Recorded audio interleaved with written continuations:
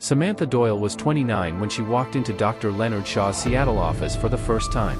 She had just ended an emotionally abusive relationship that left her with severe anxiety, insomnia, and flashbacks. A close friend recommended Dr. Shaw, a therapist known for helping young women heal from trauma. His online presence was impressive: TEDx talks, guest lectures, and glowing testimonials. Everything about him seemed safe, even admirable. In the beginning, Samantha found comfort in his voice. He was patient, attentive, and always seemed to say the right thing. He spoke about empowerment, about reclaiming one's narrative. Samantha began attending sessions twice a week. She told him things she had never told anyone. By their 4th month of therapy, the dynamic began to shift. Dr. Shaw began making calls outside of appointments, at first to check on her panic episodes. The calls grew longer. Then came the texts, late at night, with compliments about her strength, her mind, her smile. He told her she was beautiful, that her ex never deserved her. When she hesitated, he'd frame it in therapeutic terms: breaking emotional barriers, embracing vulnerability, learning to trust again. In February 2020, Samantha confessed she had developed feelings for him. She cried in his office, ashamed. Dr. Shaw didn't seem surprised. He told her it was normal, that it was part of a psychological projection process known as transference. He said he wouldn't abandon her because of it. He told her she was healing. By March, boundaries had completely eroded. He invited her for walks. He touched her hand during sessions. Samantha began to feel confused and emotionally dependent on him, but whenever she expressed concern, he would calm her down with clinical language and promises that everything was part of her progress. On May 2, 2020, Samantha experienced a severe panic attack during a session. Rather than calling emergency services, Dr. Shaw said she needed to escape the city for a while. He offered to take her to a private cabin he owned in Olympia, just for the weekend, to help her reconnect with herself. She agreed. They drove 2 hours south that afternoon. The cabin was isolated, surrounded by woods and cut off from nearby neighbors. Dr. Shaw confiscated her phone, saying she needed a digital detox. That first night, he gave her wine and encouraged her to journal. He slept in the same room. Over the next several days, Samantha became disoriented.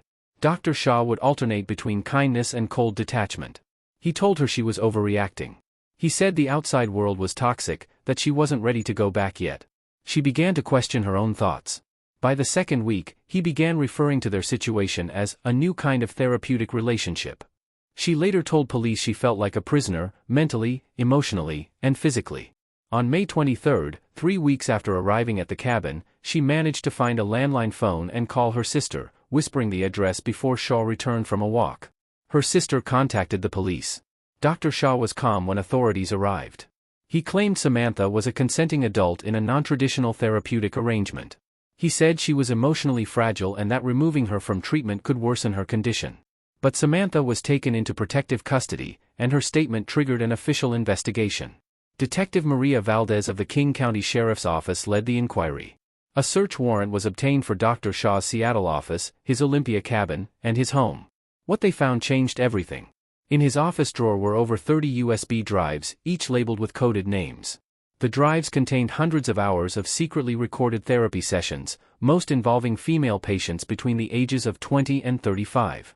Some clips were edited and archived under names like Submission Phase and Trust Test. They also found a handwritten journal. The entries detailed psychological grooming techniques, emotional manipulation strategies, and chilling personal notes. One read: SD is almost fully compliant. She trusts me more than she trusts herself. Soon, she'll believe everything I say, even if it breaks her.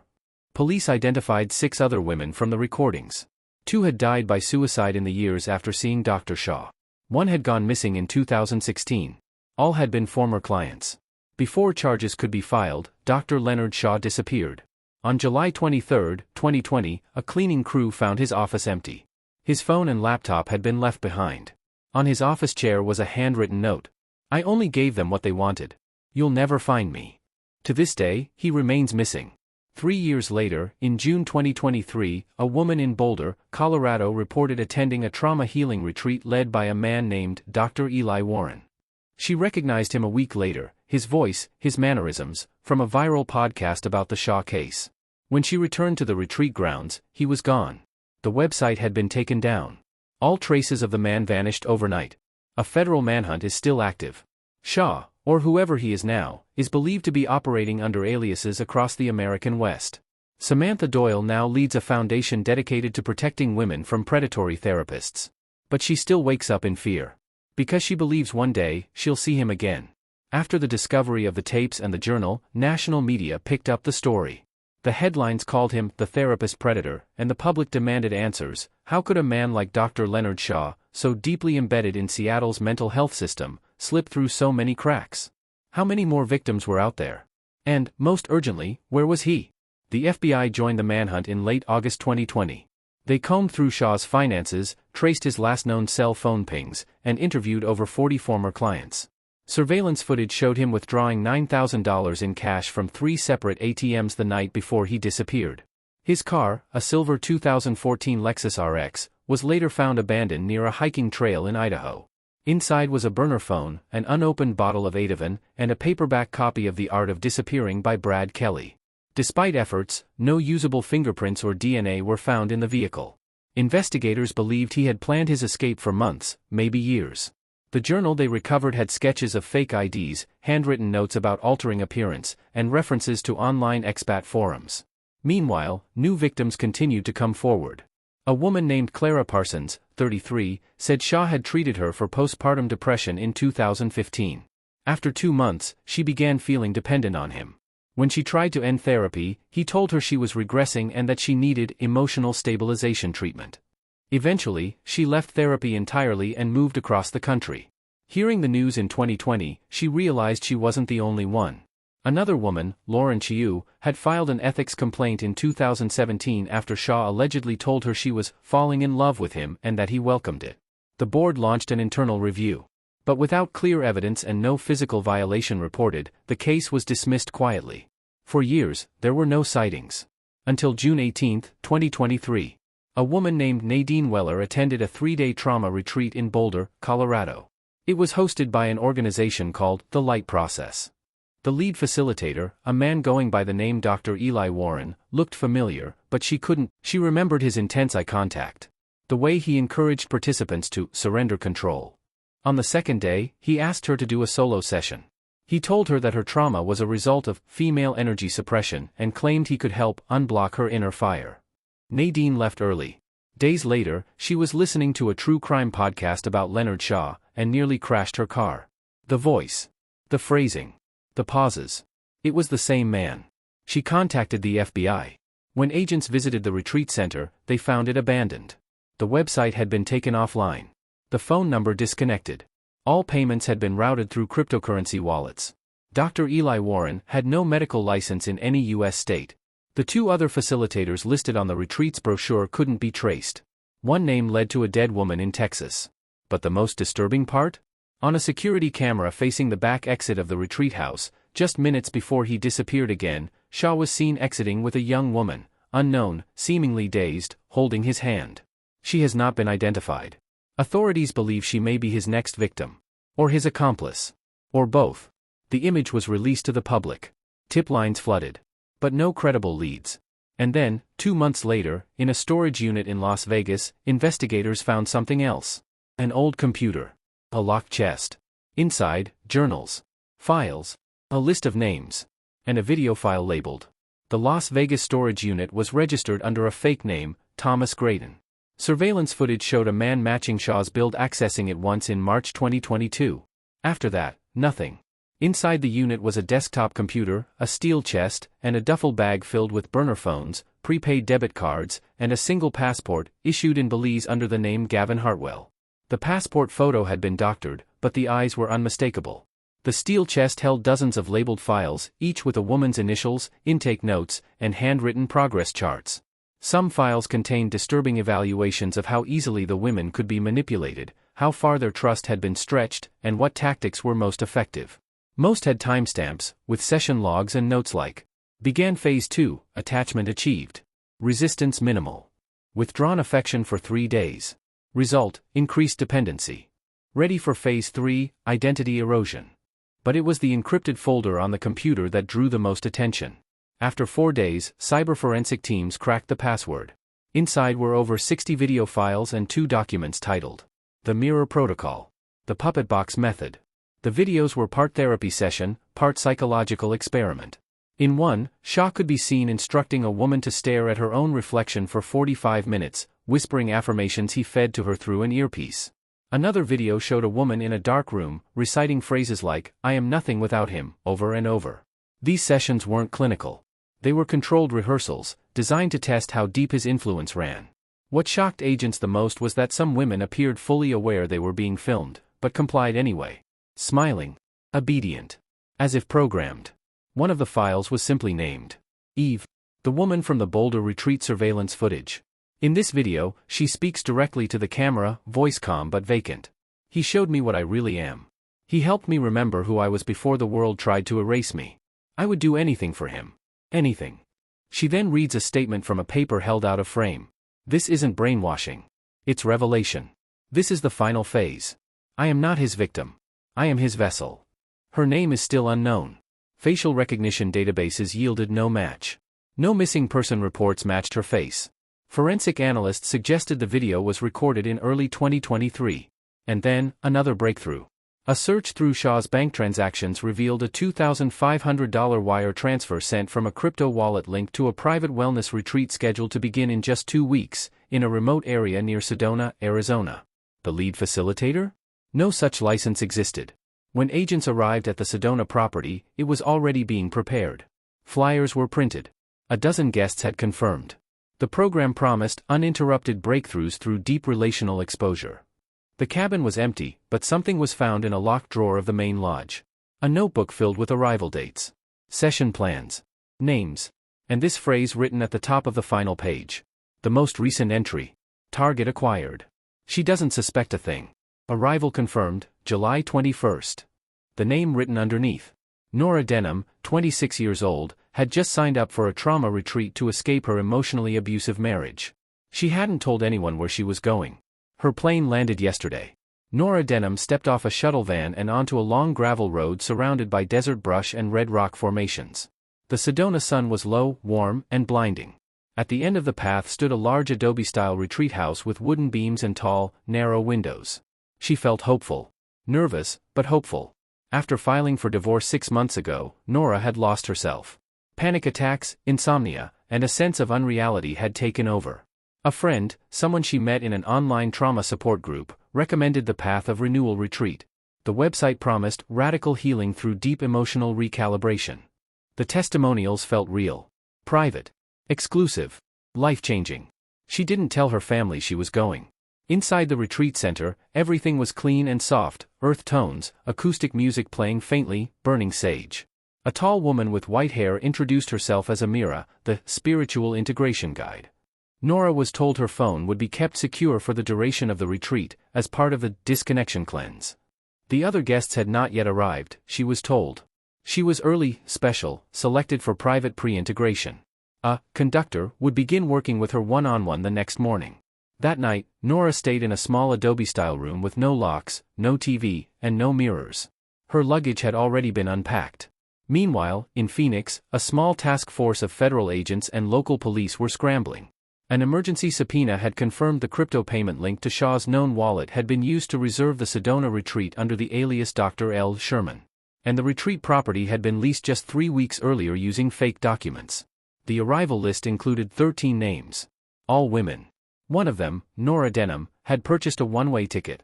But with no proof of criminal activity, and with Nora not officially reported missing, law enforcement couldn't yet raid the Detective Valdez called Nora's family. They hadn't heard from her in over 36 hours. Inside the retreat the next morning, Nora met him. He introduced himself as Levi Sherman. Tall, clean-shaven, gentle voice, steady eyes. He offered her tea, sat cross-legged, and said nothing for 5 straight minutes. Then he began asking her questions, not about her trauma, but about her emotions, her sense of self, her fears about being alone. He never wrote anything down. Over the next 3 days, Shah, or Levi, as he called himself, slowly broke her rhythm. He removed time from her day. Meals arrived irregularly.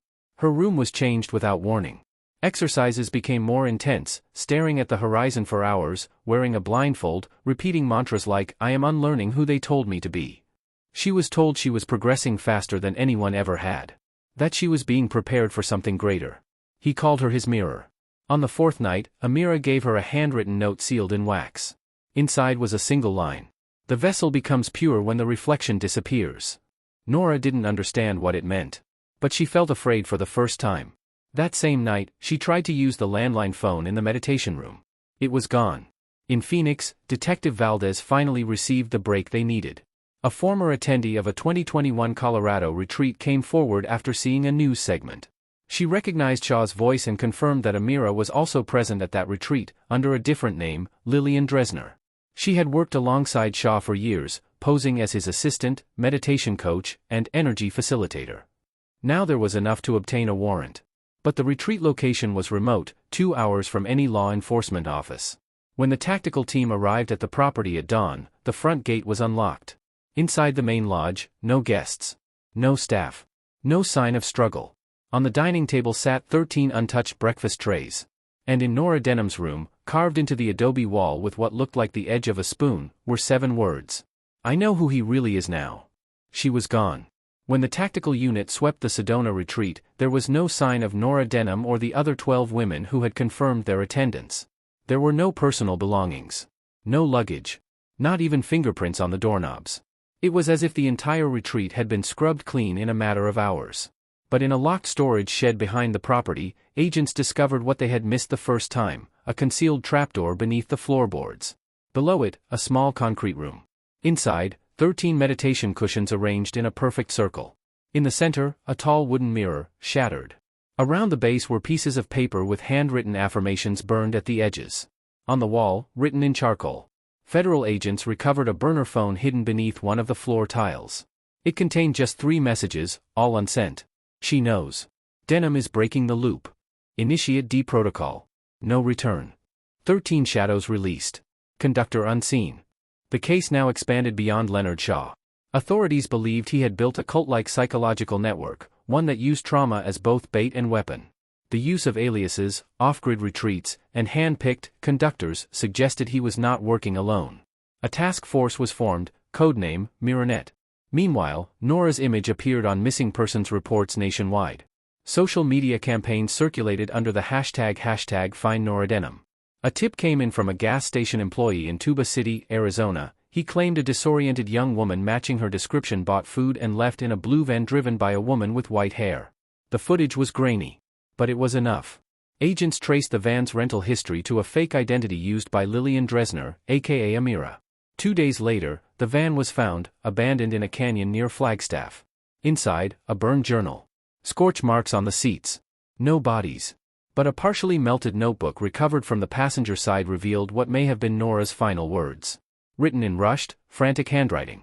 "They don't call themselves victims. They believe in him. They want to disappear. I'm the only one trying to wake up." And on the final page. "He said I was the mirror, but I broke." But then, something no one expected. On August 3, 2025, a 911 call came into a small dispatch center near San Isidro, California. The voice was faint. Hoarse. Terrified.